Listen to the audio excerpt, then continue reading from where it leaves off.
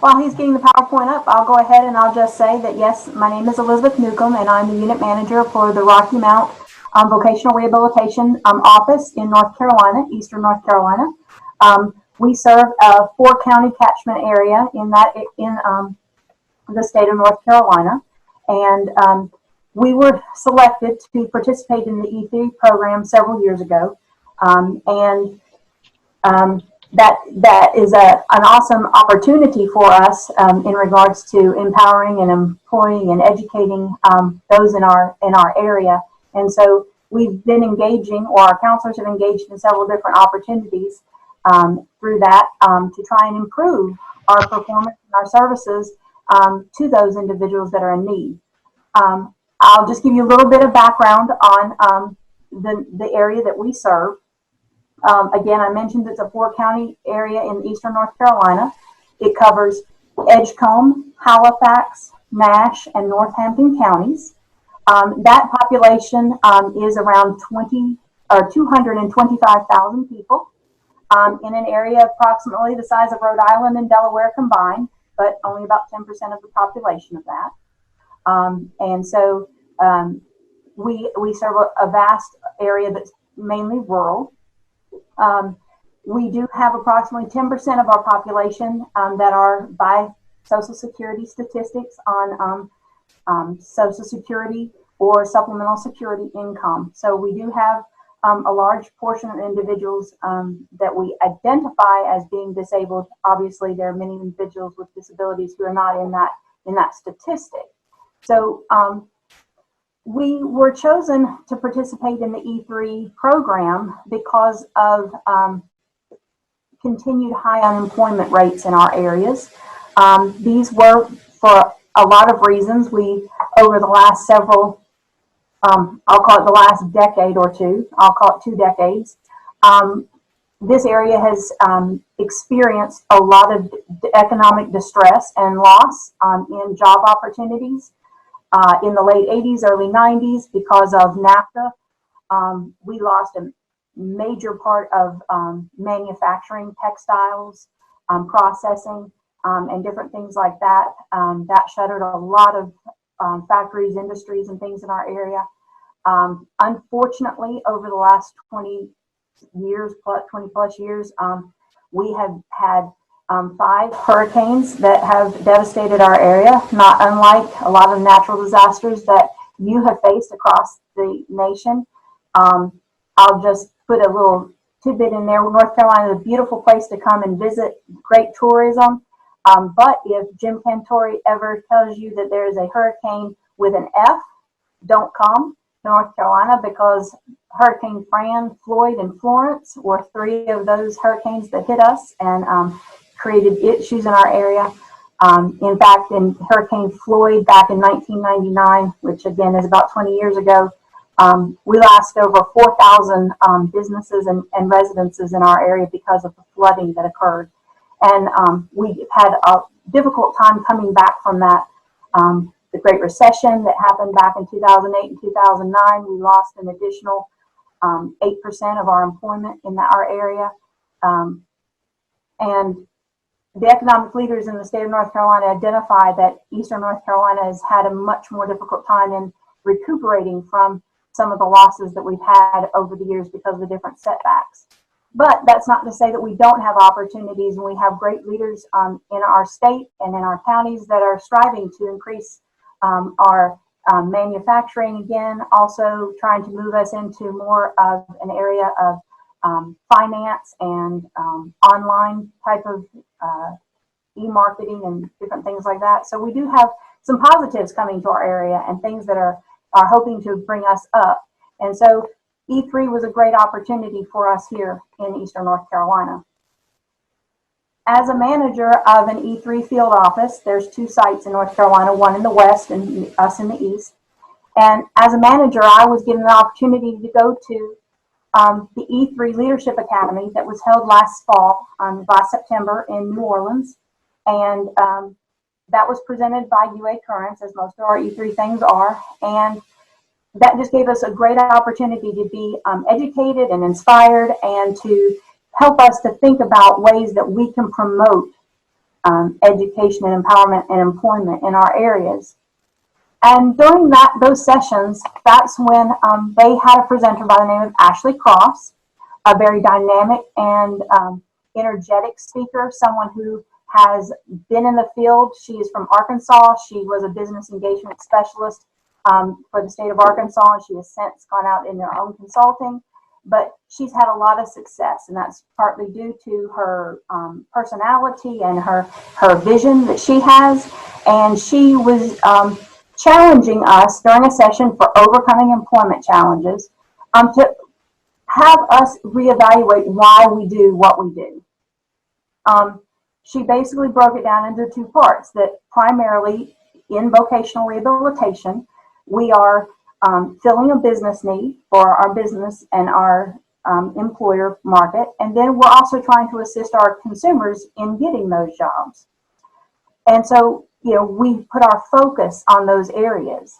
But she brought out an interesting point that a lot of the traditional VR system, particularly over the last number of years, has focused on those two main points, but we've failed to see that third factor in a triangle being the vocational rehabilitation programs, the staff, the counselors, or the business relations reps that we have being the foundation for keeping that system flowing.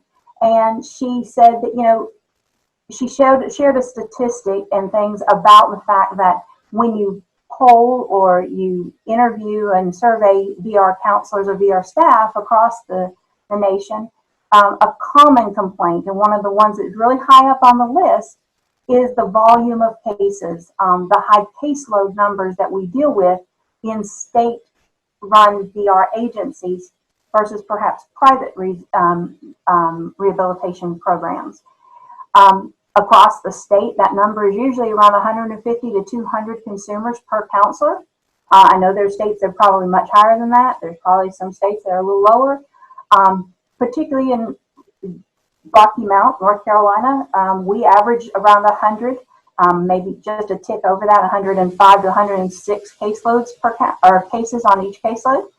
And it's the same here. Our counselors get overwhelmed. They see a whole list of people coming in and out, and it's that same old adage of, you know, how do you eat an elephant? And her response to that was just one bite at a time. And so she recommended a more targeted approach. And while she was in there, she talked about, you know, having counselors focus on smaller groups of people. And even as she was speaking, you know, the light bulb kind of came on for me and said, you know, what about 2020? You know, we're coming into this new year. You know, I was a new manager at that point. I only have been the manager of this office since last July, but I've been in the agency for 25 years, 26 years actually.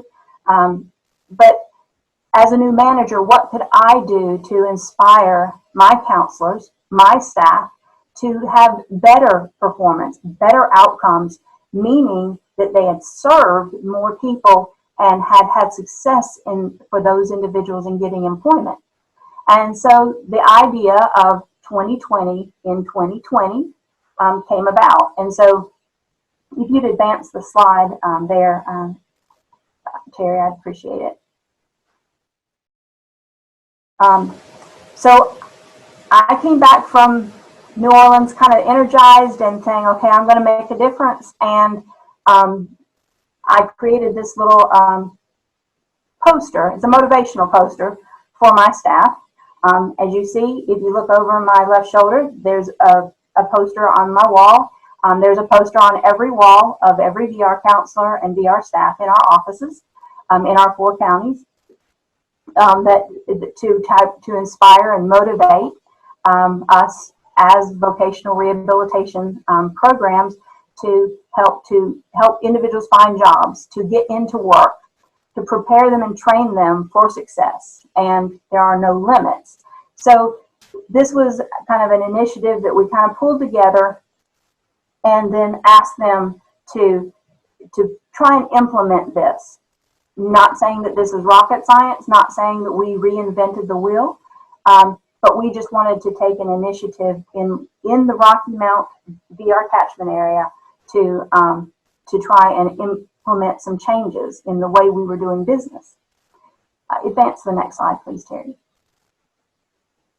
So what I did was I challenged my counselors and VR staff. Each caseload has a team with a counselor, a technician, and then they share business relations reps and evaluators. They kind of have little teams. And we asked each team to go and look at their caseloads, look at that 100+ people that they were generally working with, to find out who in that group was ready for employment, and get them to go. My counselors, they took it upon themselves to have different criteria depending upon the caseloads and the needs that they had. So even though I had requested that they select 20 individuals who were job ready, some of them were actively participating. Of course, I think you probably can understand there's times when our participants aren't the most active and engaging with us, but so they wanted to be active participants, ready for work. Then some of my counselors individually decided that they wanted individuals who had already completed an employment marketing skills class, and I'll explain a little bit about what that is in a few minutes. Some counselors chose consumers who had not yet completed employment marketing skills class, but saw that that was a gap and something that they needed. And then also the involvement with a community rehabilitation job coach. There were some counselors who said, the participants that already have a job coach, they already have someone to give them that leg up.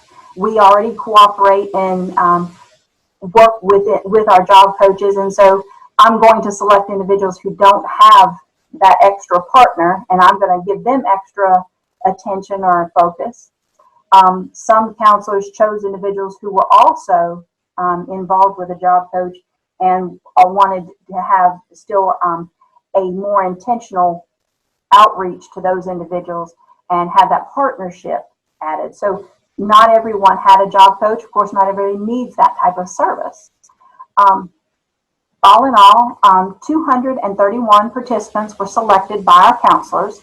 Some of those rolled over as some individuals got jobs. The counselors rolled them off of that 2020 list, and so they added some new people in. Some did not. Some just kept them on the list because they were continuing to do follow-up with them, hadn't gotten them to the point of successful outcome. And so I just mentioned there on the slide that 231 came out of a catchment of approximately 1,100 consumers, a little tick above that, but just to give you some round numbers for that particular time. So these participants were selected to have intentional, special job development and follow-up, so that through that concentration of effort, we were hoping that we would see more placement and more successful outcomes within our state fiscal year. I mentioned that I went to the E3 program back in September. Beth, we lost your sound. Elizabeth, can you see?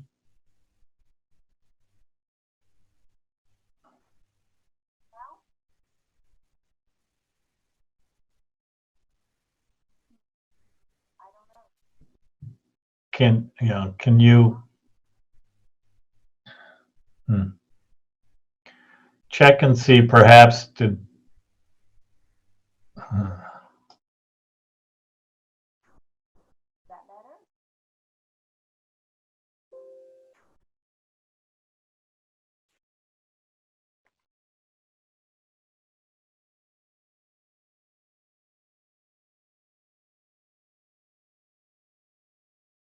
I come back?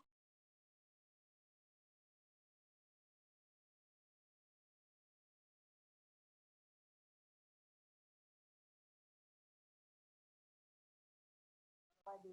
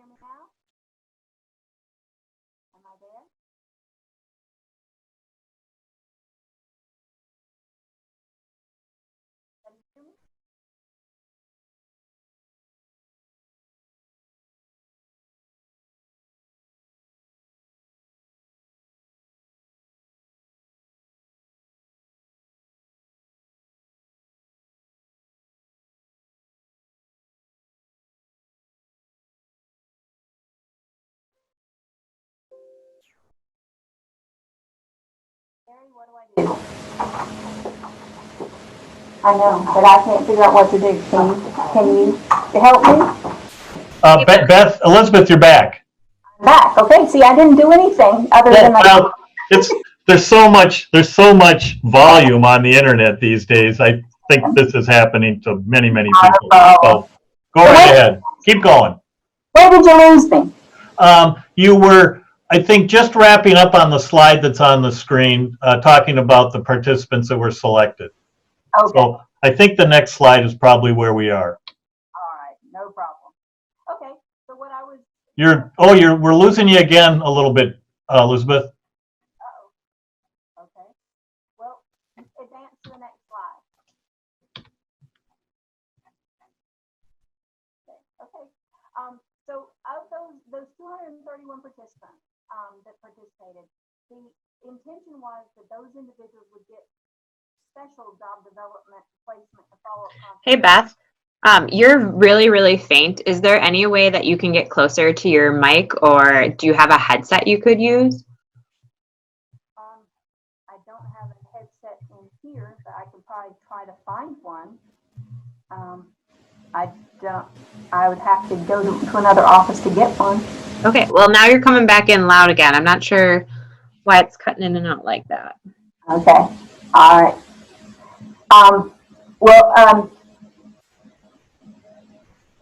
Our efforts, these are things we normally do, but we were just trying to be more intentional in our outreach to those individuals to try and ensure their participation in some of these activities and efforts that we were doing.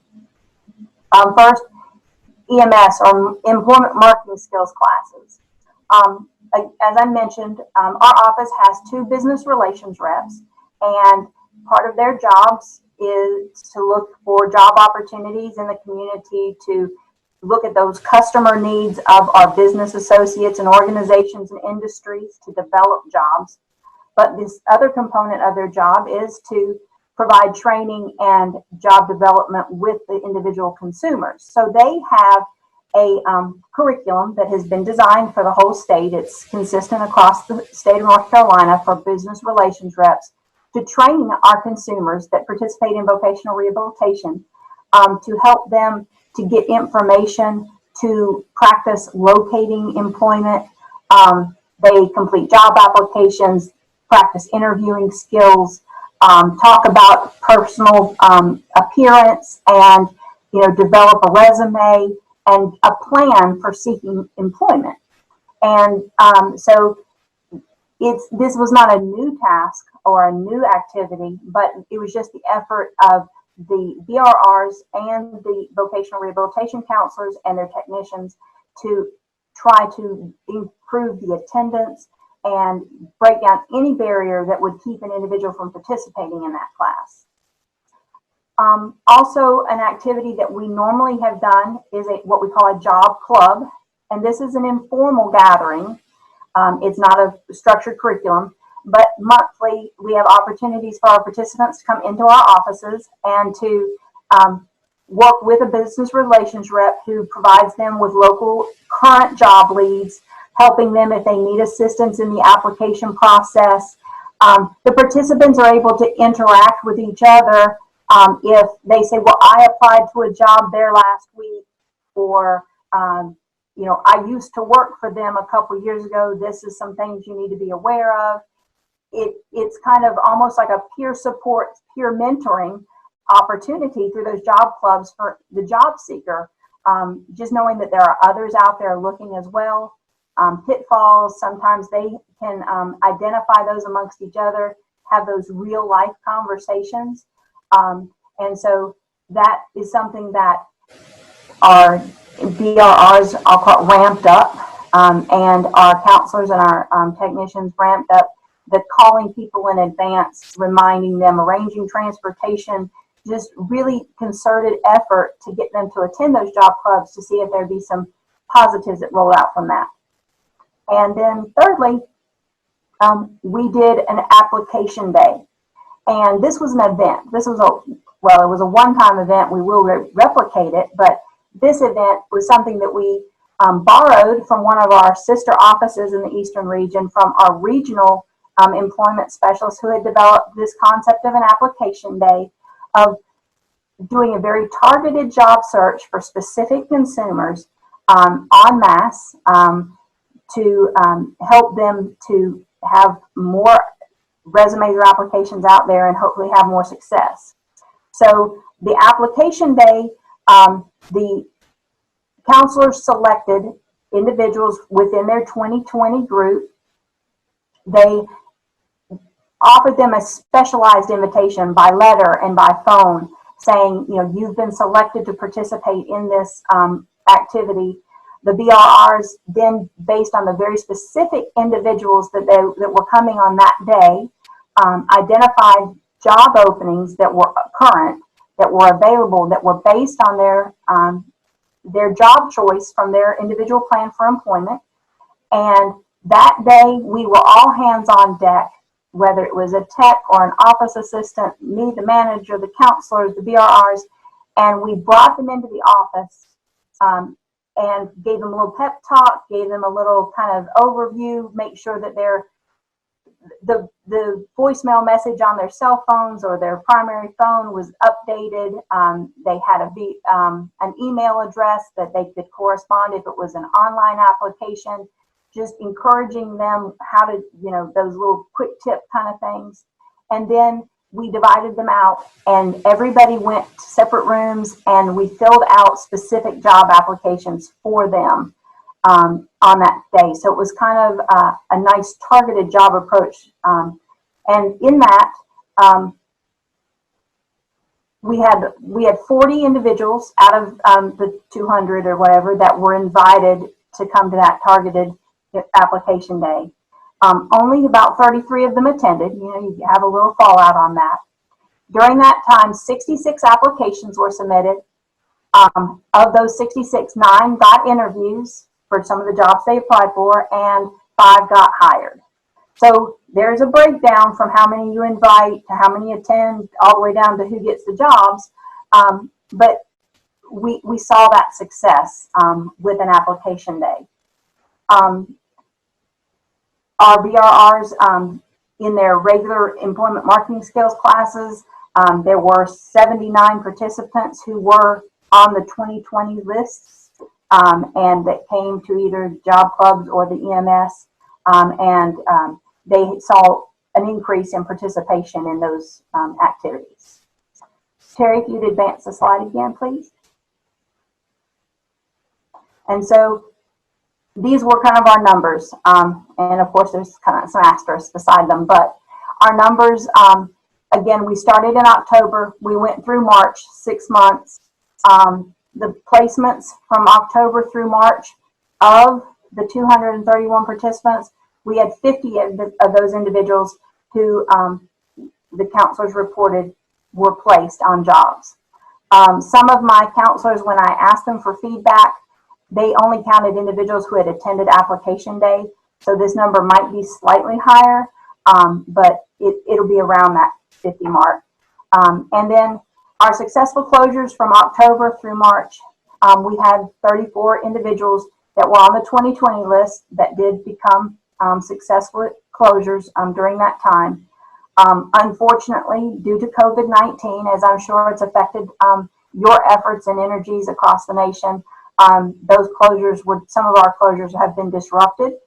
So we might have had some more in March and then again in April, but they were either laid off, some of them may be called back, some of their businesses have shuttered due to our stay-at-home orders by our governor, different things like that. So we're not saying that 34 was the absolute number. It's just the ones that we know that we have closed, and we hope that maybe we'll see some more success from that. But that we'll have to kind of carry that. We obviously didn't expect a global pandemic when we started this initiative back in October. Terry, if you'll go to that next slide for me, please. What I said about feedback. In our 4 counties, we have 10 VR counselors, as I mentioned, or we have 10 caseloads. So what I did was I asked for the caseload teams to kind of answer some questions for me. Part of that was the participants in the classes and application day and the placements and closures. But I also asked them for some feedback as to, did they feel like this initiative had impact on the way they did business? And of those 10 caseload teams, the responses were, as you see, 5 said yes, they felt it definitely had an impact on what they were doing. 4 said no, they didn't really think that it caused them to do anything different than what they typically do. And 1 kind of rode the fence a little bit and said, well, I'm not quite sure. Yes, I see the benefits of it. I'm not sure if it changed a lot. But then when I asked them the question of, do you see benefit of continuing this type of initiative and focused, targeted approach to continue, 9 of them overwhelmingly said yes. I think that it's worthwhile, that it would benefit. And one of our caseload team said they didn't see that it would benefit us if we continue the process. I was talking a little earlier to Terry and some of the others, and I said, this is not empirical data. This was not scientific. There's no test study or, control group.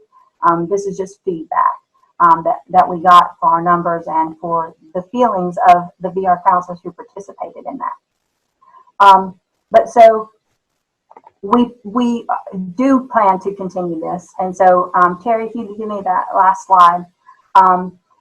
We work on a state fiscal year that goes from July 1 to June 30th.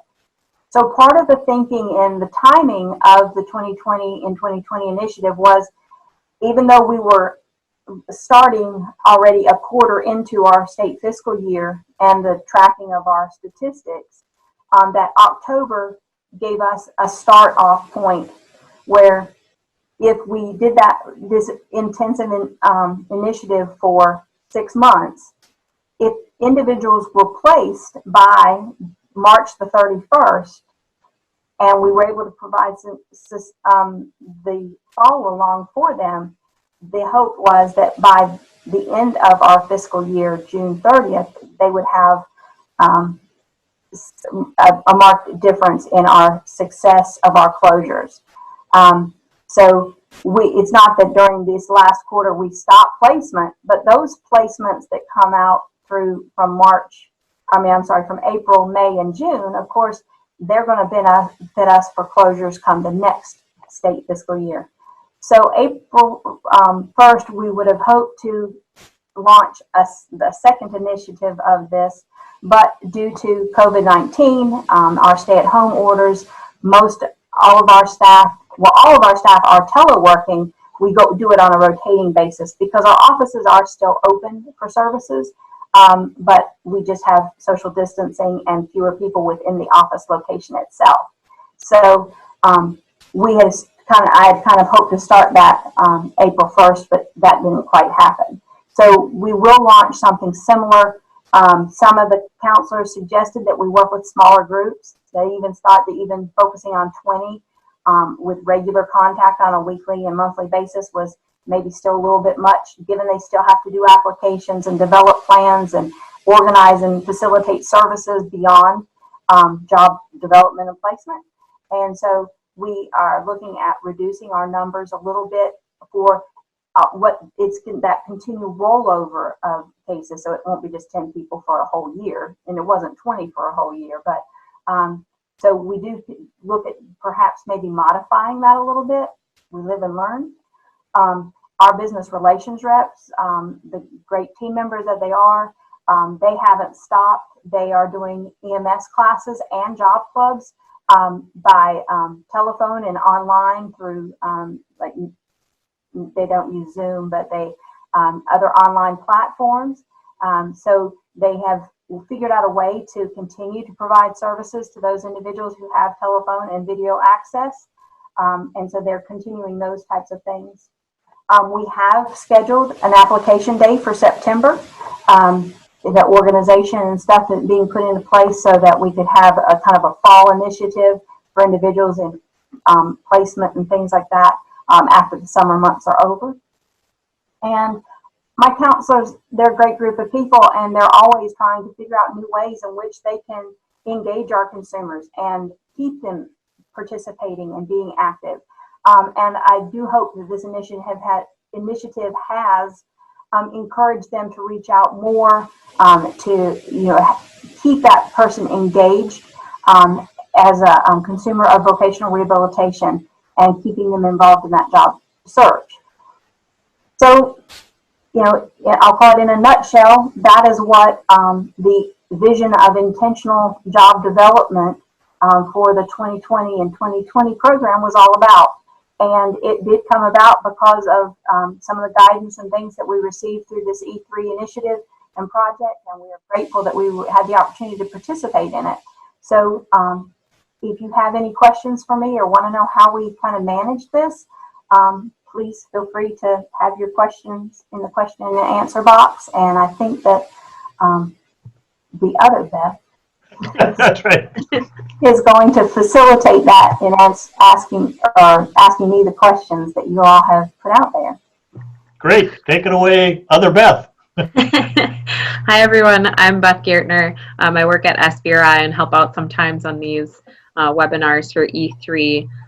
And other Beth, thank you so much for your presentation. Sorry about the technical difficulties in the middle. I know those can be kind of stressful. That's all right. So our first question comes from Kim, and she says that she loves the poster and was wondering if there's any way that we can get a copy of it. Well, if you get the PowerPoint, it is on there. It's a graphic. I don't know if it's a JPEG or what, but yes. I mean, there's no copyright on it. I will give a shout out to our WorkSource East program down in Goldsboro, North Carolina, which is a learning program, a community rehab program that provides training to our consumers. One of them is a print shop, and they designed and printed the posters for us. So a shout out to them. They're not for sale. We don't have a marketplace or anything like that. But yes, if someone can snip it or save it from the PowerPoint, or I guess there's some way that we can share it. I'm glad for people to use something if that'll help motivate and encourage them. Wonderful. And just so everyone knows, the slides will be available with the archived webinar. Earlier, it was posted in the chat on the side, the link to the archived webinar, which will be up in a few days, and we'll post the link again. All right, next question comes from Lynn. Are these employee relations reps paid VR employees? Yes, they are.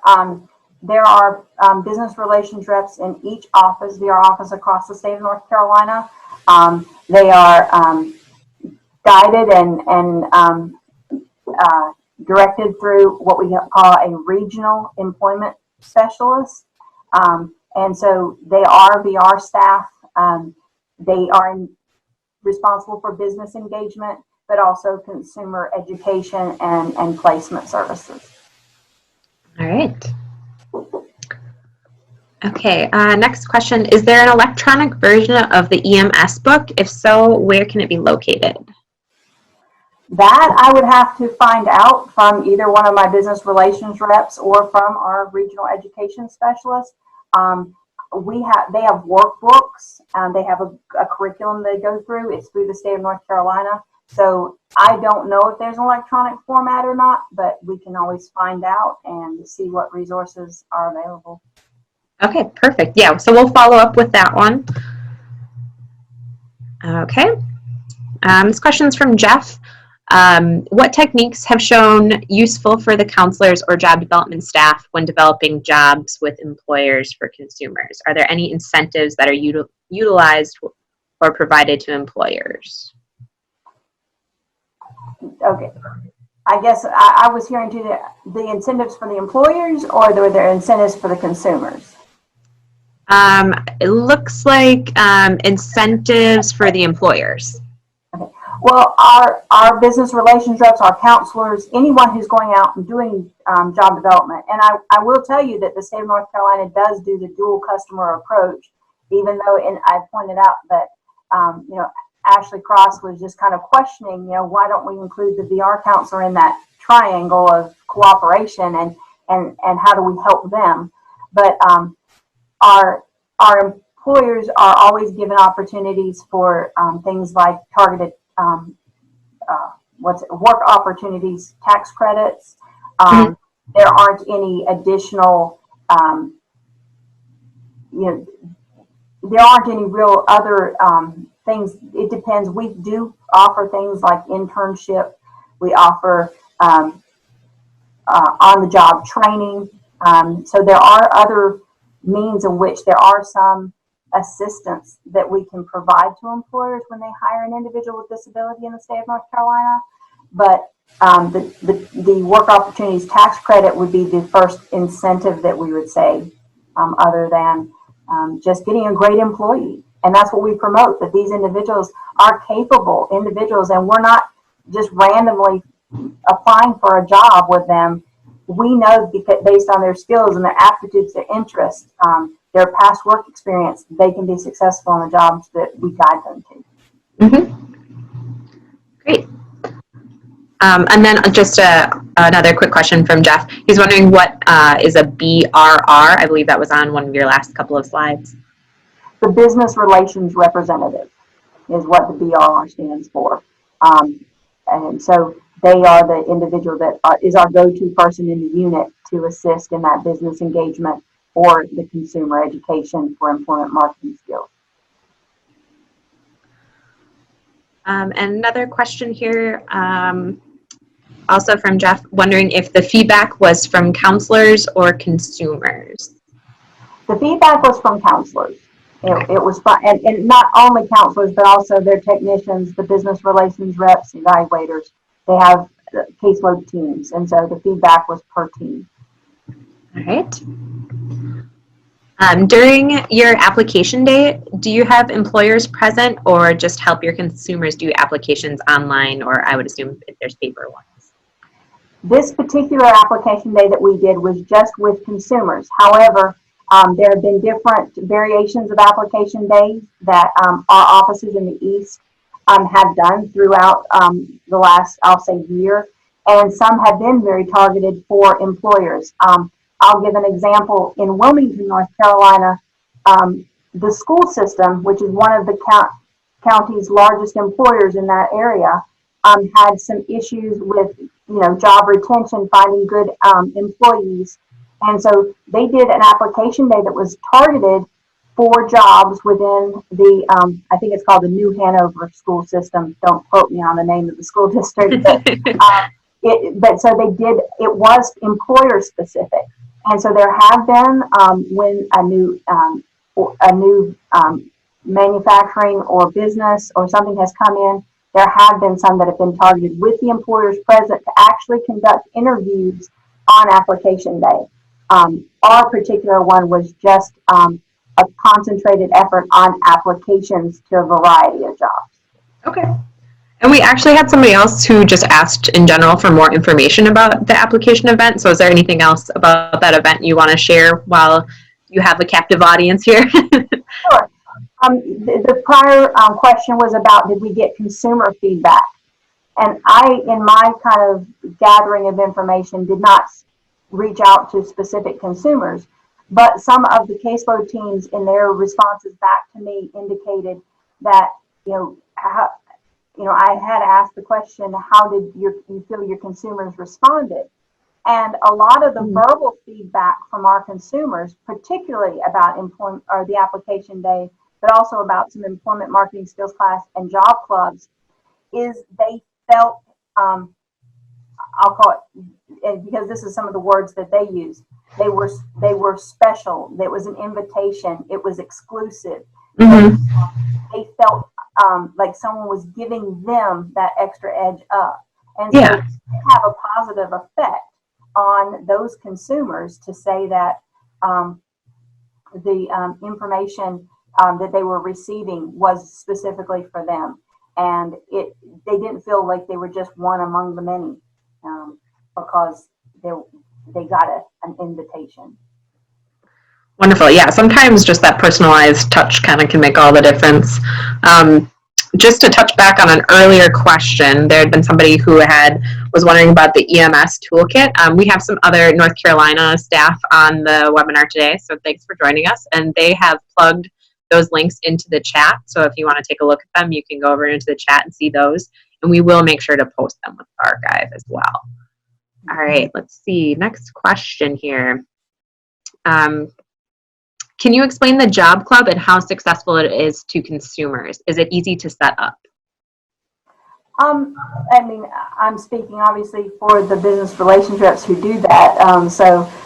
But yes, job clubs, it's about, they try to do them on a regular time. I don't, like the fourth Wednesday of every month. So it's consistent to a consumer who, if they unfortunately are still looking for a job month after month, they know that fourth Wednesday of the month, they can come to the VR office and the job club will happen that day, and they can get some new job leads and talk to people. So setting it up is a matter of communicating with the VR counselors and the caseload teams to say, you know, where and when it's going to happen. In some of our offices, we have one county that the office is actually in a county administration office, and therefore they have to reserve the conference room in order to have a group setting. And so sometimes that's dependent. You know, if there happens to be an election or a primary that day, they get kicked out. If there's a different county activity that's being taken place, they get precedence. So the communication with consumers by letter or by phone to tell them if there's a change of date, of course, but also just to encourage them and invite them to come in. Of course, the business relations rep have to do their homework. They have to then, you know, make sure that they're up to date on their job lists of, you know, who's hiring, be knowledgeable about those jobs that are out there. So yes, the business relations reps and even the counselors have put in homework in advance to be prepared to share that information with our consumers. And then again, when those individuals come in, they can get that direct assistance with the application or sending a resume, or even perhaps saying, hey, do you need me to practice an interview with you before you get out? That sort of thing. Again, the component of the job club is the peer support that is involved in that, and just their ability to share with one another.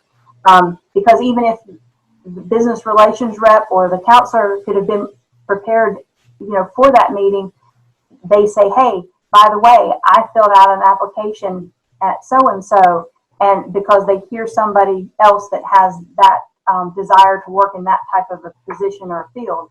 And so they get to share things. And again, as I mentioned, you know, just knowing that there's other people out there having some of the same struggles that you're having in your job search, I think that peer support helps them. Yeah, definitely. Next question comes from Sarah, and she asks, can you talk about how your team determined job-ready clients?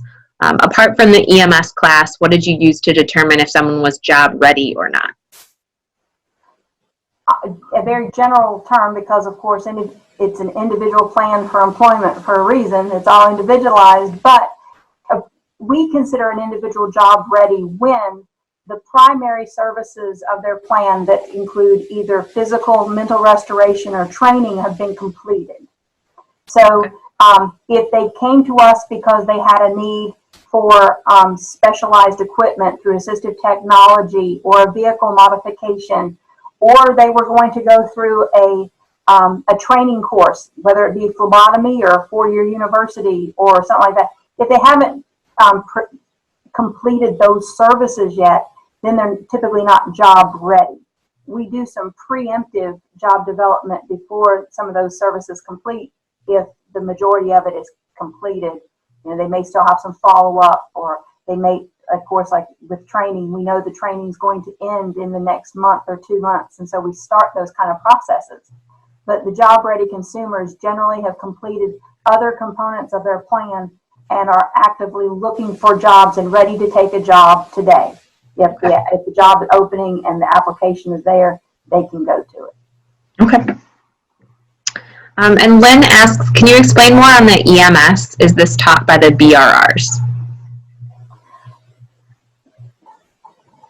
Because it's just the way it's always been done. That's their job. I mean, the business relations rep, they're knowledgeable about what the employers want. They have met with the employers in our area, and they know what type of positions are available within a particular business or industry. And so they're teaching those skills that they know the employers want. Mm-hmm. And so that's a caveat for it, because our counselors and our technicians are doing the applications and doing assessments and developing plans and facilitating and coordinating services and different things. The business relations reps takes that responsibility and that activity, and it's just an opportunity as a team for them to provide that particular service. Now, our community rehabilitation programs also provide that service to our consumers who are participating in either work adjustment training or work adjustment job coaching or supported employment.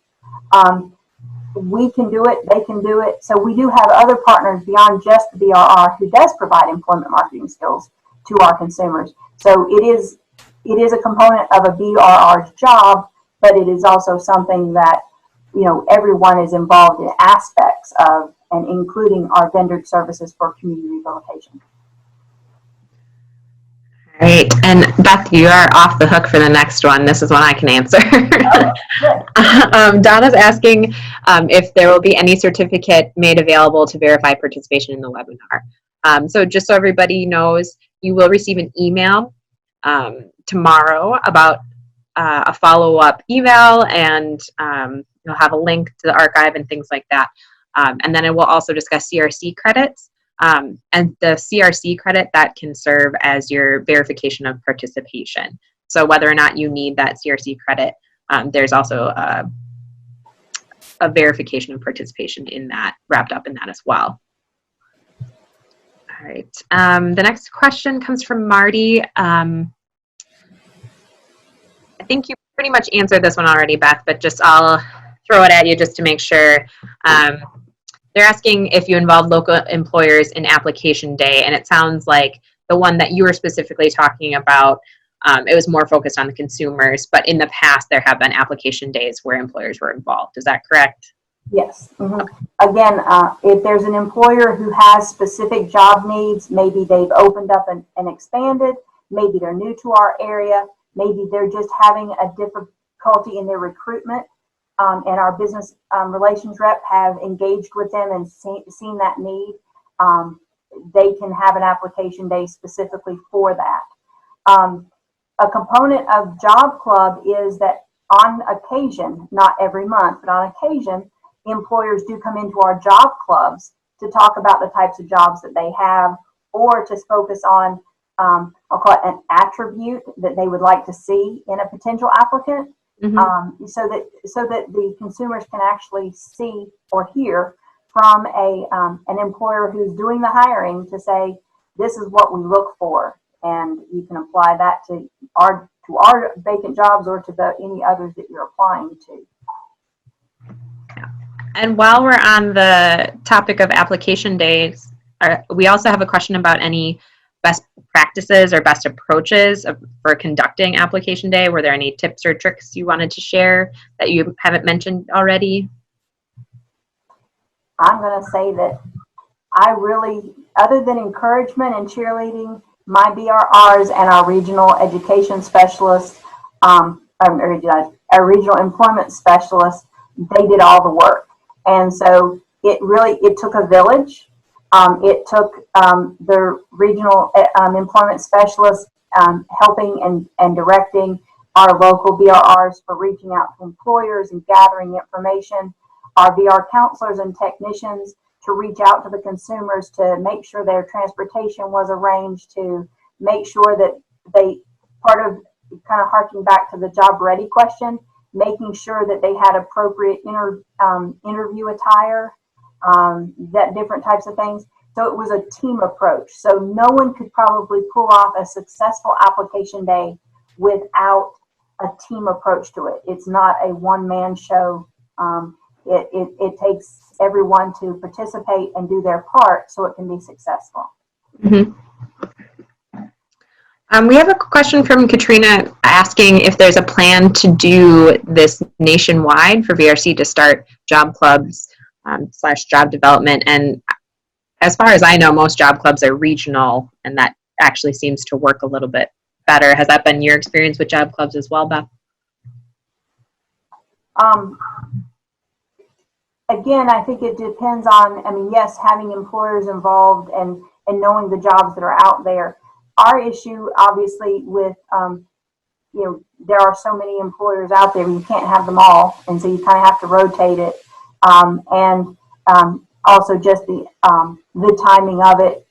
Job clubs, employment marketing skills class are day-long sessions. They come in for a few hours in the morning, we let them break for lunch. They come back in the afternoon, they come back a second day if there's other components that weren't covered. Job club is like an hour to 2 hours, and so it's a much quicker type of a thing. Businesses, they can't always, be there to do that. So the job club part of it is, it's nice to have that participation of local employers and organizations. We, that also includes our partnership with our, what we call NC Works, which is a component of the Department of Commerce. Our cooperation with them, I know that we've looked at having them come in and help participate with us because, what everybody would call the employment office, they linked up with the employment security, job link center, that sort of thing. So there is some partnership that goes along with that beyond even employers to other community groups. It's one of those things that's an interesting component of it, but that's probably the more difficult to organize and arrange. And Susan asks if you incorporate application day with job fairs and career centers in the area. We have not, but again, that was something that was new to us. We do have job fairs. We do have career days that we participate in some of the local community colleges, Job Link, community ones, some community partners that do. So if we knew that there was one coming up, we would definitely encourage and advertise for it at our job club, saying, hey, there's a job fair that's going to happen at the community college next Tuesday. You need to have resumes printed. Here, here we'll help you print them. Here's what you're going to do. We help prepare individuals for job fairs, but we haven't put them in direct connection with participation as of yet. But it's a good idea. Yeah, agreed. I think that's a great idea. All right, we have a couple questions here just asking a little bit more about the 2020 initiative, just generally if you have more information on the design of it and just determining people's fit for the 2020 group. Well, again, I left that up to the individual caseload teams to identify the individuals. And, as time went by, a counselor would come in and talk to me and say, I'm going to take these people off the list and put these people on. Maybe because they weren't as engaged or responsive. Obviously there's things happen too. Someone has a recurrence of a situation based on their disability or not, that they're not as able to engage in their plan for employment as much as they might have in the past. And so, the design of the 2020 list was 20 individuals that you're going to try to get placed in employment to get 20 outcomes. So it's a rolling list. It can be people can come on and come off and flow so that the intent was over that 6-month period you'd be continuing working with 20 individuals, whether someone else had gotten placed and successful closure, or if you brought somebody new on. So just continuing to reevaluate each month who is on your targeted approach. again, we're going to try and scale back ours. So it might be a 10 or 15 person list rather than a 20 person list. Just make it a little bit more manageable, but still it's a concept of flow of some will come on, some will go off, and they will get replaced. And I mean, that's the nature of VR. You constantly, your caseloads are living and moving. So our the same. The next question comes from Elston. Before the consumers are referred to any employers, do they go through any VR work training center to acquire some job readiness skills? No, not always. I mean, it depends upon the individual. I mentioned about the print shop at our WorkSource East down in Goldsboro, and that is they do job specifics. Like there's the print shop, there's food service, there's maintenance, there's personal care attendant, dog grooming, horticulture, bricklaying. There's an array, auto service. There's an array of things that they do. And so, yes, some of our consumers might have participated in that. They may have participated in a community college program that might have been a certificate program like phlebotomy or construction or something like that. But no, not all of our consumers get skills training because, of course, a lot of these individuals are people who may have acquired their disability, so they already had job skills. They may be individuals that participate in a work adjustment training at one of our local facilities where they just are doing adjustment to work, getting to work on time, practicing that interaction with supervisors and coworkers. That's short term, only a few months, about 3 months is our limit for our in-house work adjustment at this time. They might participate in some of those programs to become job ready, but not all of ours do, because some have those skills that they come to us with. Okay. And we actually have a comment from Edith. She chimed in to say that she worked as a BRR in Greensboro and High Point for 4 years, and with Job Clubs, they had it once a week with a regular format at each location. So thanks, Edith, for chiming in.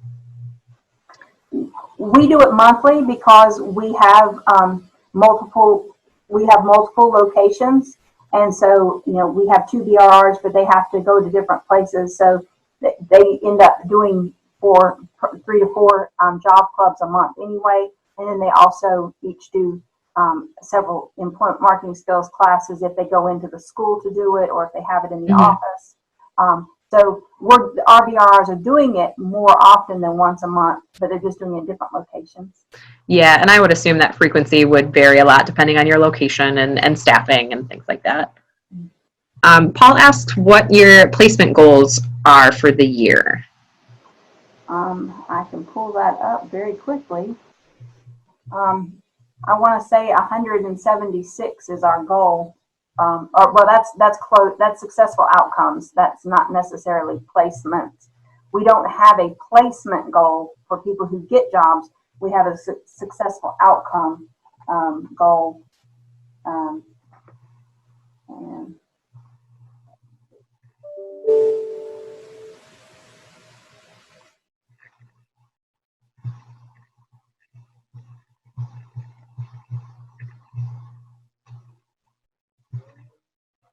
our unit's successful is 187 is our annual goal for our unit for successful outcomes.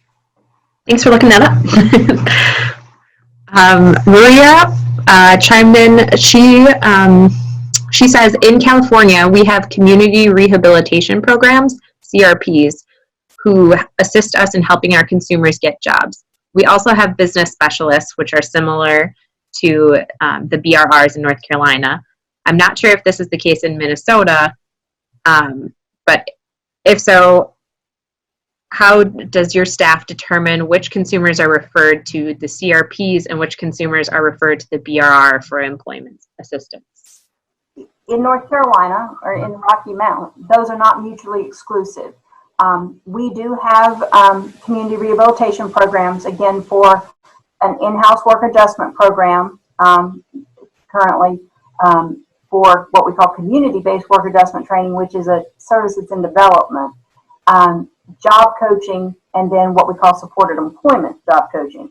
And so that's based on the individual's needs. Do they have they not worked in a while? Do they have a work history at all? What skills do they need? What are they bringing to the table to become job ready? Or with the level of their disability, are they going to struggle in that interaction of the job development, in approaching employers, in completing the application process, going through the interview? Depending on where they fall, if they need that extra assistance or they need that training beforehand, that's when we refer out to a CRP. The individuals that we work with who perhaps have the intellectual or academic skills that they've already demonstrated, but just need assistance in job development, identifying what jobs are out there. Beyond, that you may have seen like the pictures of the iceberg of the jobs that are out there and available, right? And like if you're looking at what we call the newspaper classifieds or now the online, it's just the tip of the iceberg. And the relations reps have gone down below the surface and they found those jobs that are out there that aren't always advertised and things. So our business relations reps can help those individuals who don't need that intensive service of supported employment or the training and structure of a work adjustment training program to assist them in that process. So if you go through work adjustment training, have a job coach, you can still work with our business relations rep, but you can work with our business relations rep and not need the services that are justified and provided by a community rehabilitation that's put on your employment form. Thanks. So we have another question about job clubs. The question is from Kim, and she's wondering, how do you handle confidentiality in job clubs? Well, the counselors, when they talk to their consumers, or a business relations rep who invites an individual to participate in a job club, they notify the individuals of the fact that this is a job club, that there are multiple individuals going to participate.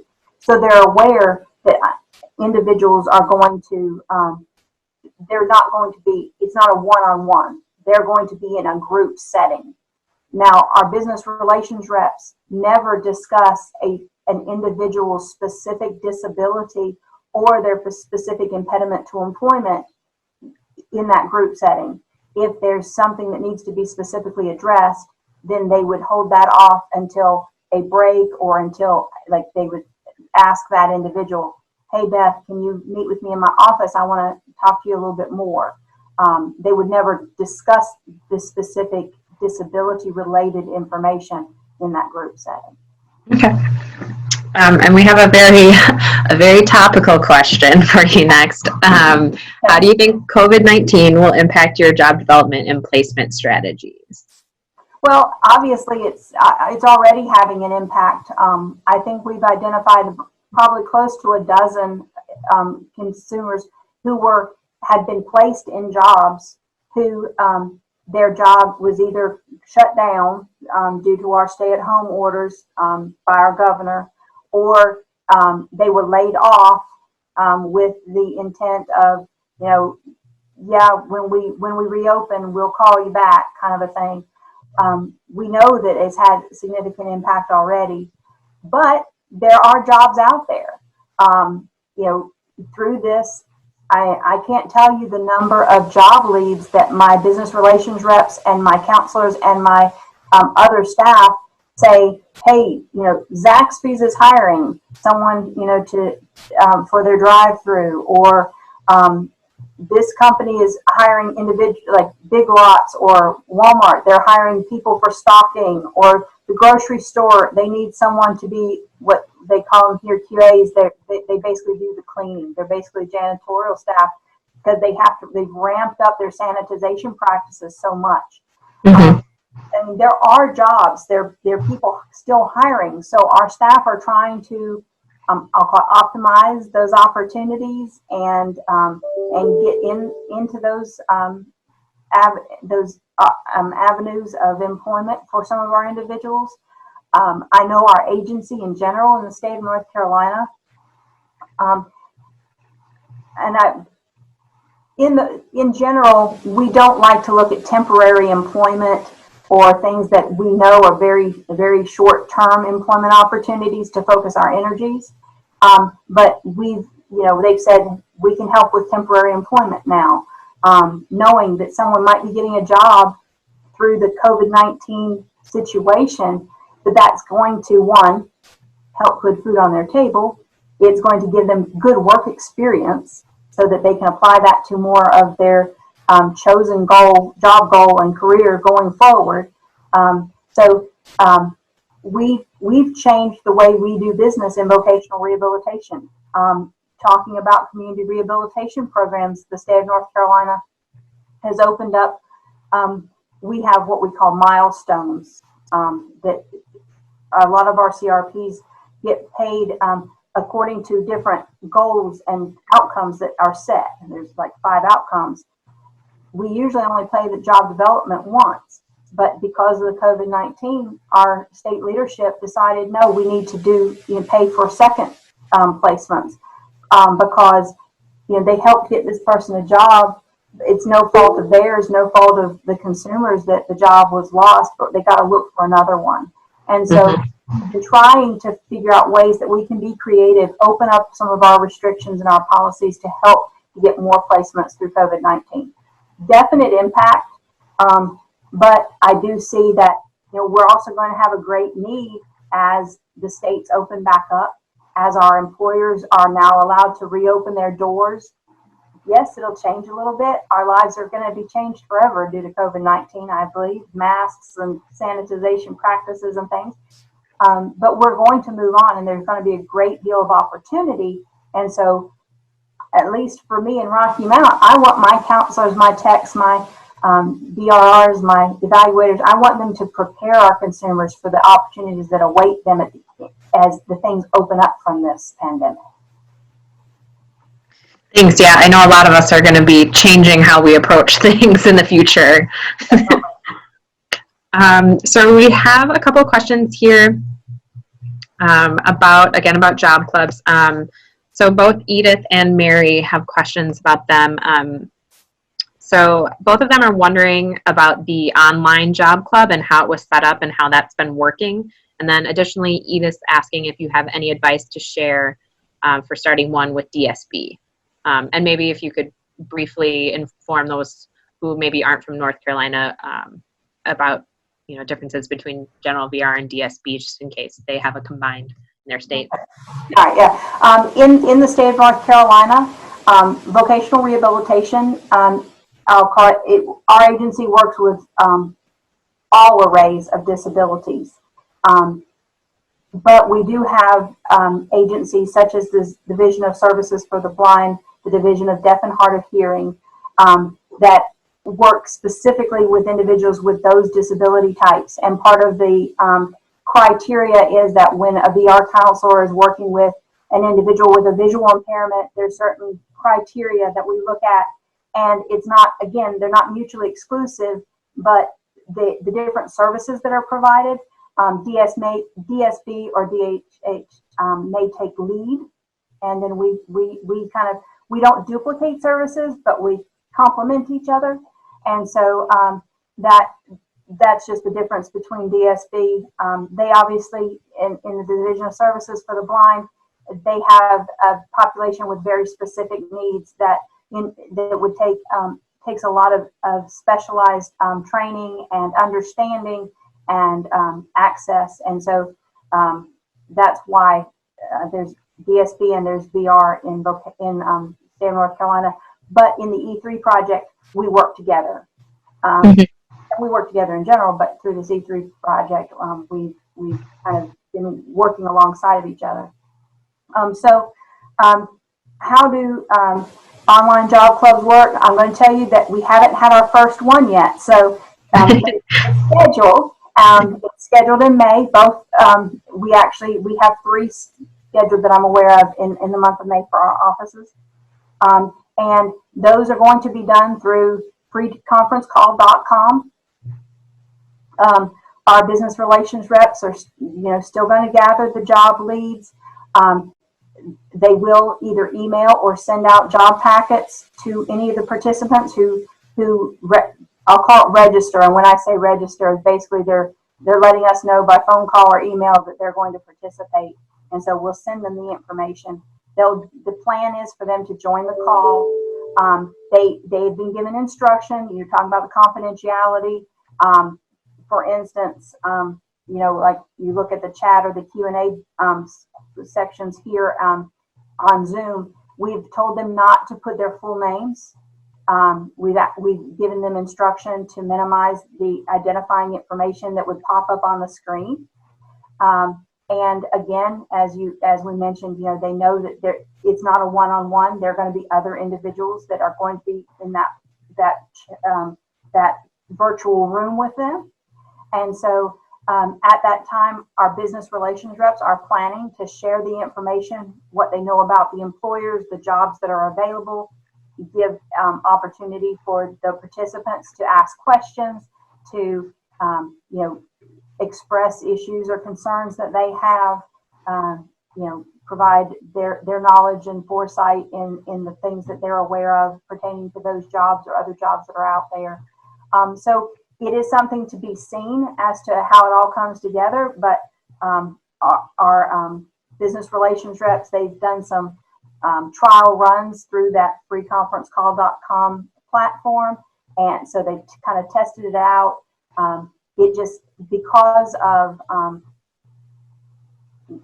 I mentioned the ruralness of our catchment area. Some people, their bandwidth, the ability for them to get onto a Zoom, with a video type thing just doesn't work out for them. We attempted the Microsoft Teams platform, and so that wasn't working so well. So that's why they opted for the free telephone or freeconferencecall.com platform. So we'll see how that's going to go. The employment marketing skills classes, that was more of a statewide initiative. So I think that's available across our state, not just here in Rocky Mount. But our business relations reps are still getting referrals from our VR counselors, from the caseloads of who needs the service. The BRRs are reaching out, and it's broken down into, I think it's 5 or 6 modules. So, they're not sitting on the phone with them all day long. They're doing it in smaller increments, for caption of time and just attention and that sort of thing. And they're going over that information, but that's more of a one-on-one. That's not at this point, to my knowledge, it's not in a freeconferencecall.com platform. That's a one-on-one kind of platform to go over the materials, helping them understand, and they're scheduling that. I had some emails this morning about feedback from how that was going, and so far had several participants at least initiating sessions. I don't think anybody's gone through all 6 sessions yet, but they're making progress. That's good. So actually this, I think, kind of circles back around to one of the earlier questions asking about like the goals for your unit for the year and things like that. I think people are maybe looking just for a little bit of frame of reference about the size of your unit and things like that.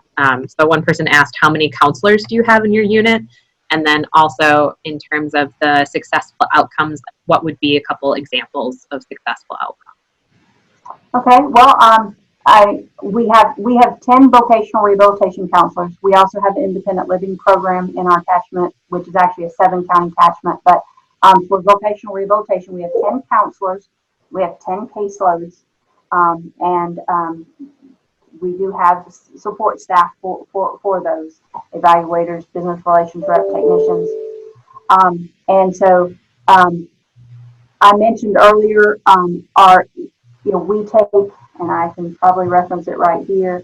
Our goals, which are our performance goals, 621 applications a year.